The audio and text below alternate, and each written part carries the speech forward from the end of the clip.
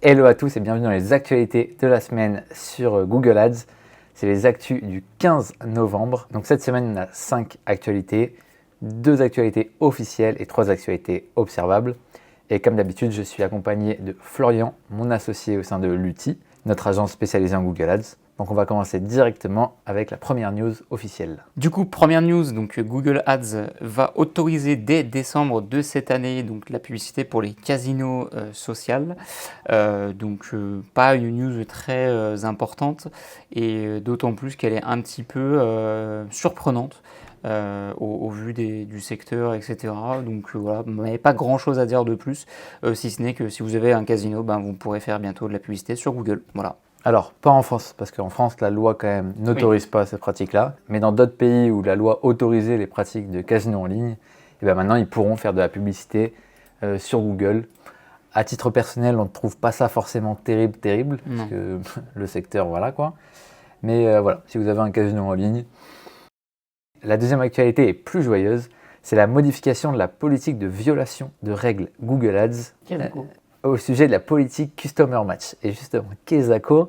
En gros, c'est toutes les données qu'on va récupérer d'un CRM, donc toutes les données qu'on a sur un prospect ou un client et qu'on va donner du coup à Google pour qu'il puisse les cibler. Et jusqu'à présent, s'il y avait une violation de cette politique, Google pouvait suspendre immédiatement votre compte Google Ads. Et maintenant, c'est un petit peu différent. Google vous laisse 7 jours pour réparer vos torts. Donc c'est cool, ça laisse un petit droit à l'erreur. C'est positif. Et enfin, maintenant, on va passer du coup aux news qui sont observables. Alors, avec comme première actualité observable, un nouveau test d'expérimentation autour de PMax. On en avait déjà un petit peu sur les tests PMax auparavant, mais il se trouve que maintenant, on en a des nouveaux. Ça vient tout à fait, encore une fois, dans la dynamique d'améliorer l'implication de Google dans les performances max. Voilà, est-ce que tu as des choses à rajouter sur ce sujet ?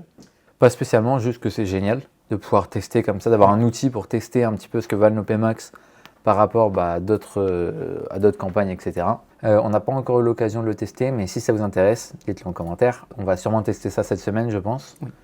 Et la semaine prochaine, on pourra éventuellement faire un point sur ce que ça a donné, tout simplement. Carrément. Et la quatrième actualité, c'est le fait que Google a rajouté une nouvelle colonne qu'on pourra mettre dans les groupes d'annonces des PMax et qui nous indique avec un petit graphique, de toute façon vous voyez derrière nous, la puissance d'une publicité. Donc c'est cool, c'est plus pratique, c'est une meilleure présentation que ce qu'on avait jusqu'à maintenant.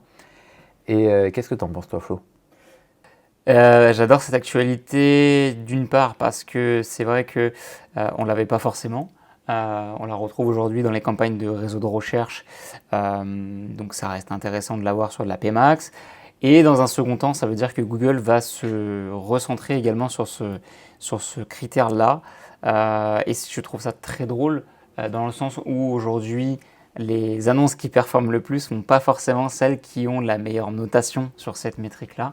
Et je pense que Google, du coup, à son niveau, le sait aussi. Et donc, peut-être, va revenir sur le devant de la scène avec ce critère.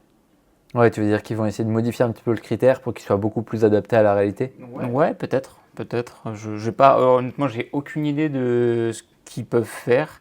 Mais ce que je me dis, c'est que si nous, à notre échelle, on peut le voir, eux le voient déjà depuis un certain temps. Et donc, ont notion des modifications à apporter pour que ça soit le plus objectif possible. Ouais, carrément. Voilà, et du coup, dernière actu observable, c'est donc l'icône sur les produits shopping. Voilà, quelque chose qui peut paraître quand même traditionnel ou en tout cas normal, standardisé du moins. C'est l'apparition d'une petite icône à côté du bouton Shop Now sur un produit sur Google Shopping. Personnellement, je trouve ça très esthétique, même si ça reste un petit détail. Qu'est-ce que tu en penses ? C'est juste un petit plus. C'est juste, on sait que Google fait plein de tests dans tous les cas pour améliorer son interface. Et là, pour moi, c'est un test réussi. C'est la fin de cet épisode. Comme d'habitude, si vous avez aimé, pensez à laisser un petit commentaire et à nous dire quelle nouveauté vous avez préférée. Et nous, on se retrouve la semaine prochaine pour un prochain épisode. Salut ! Salut !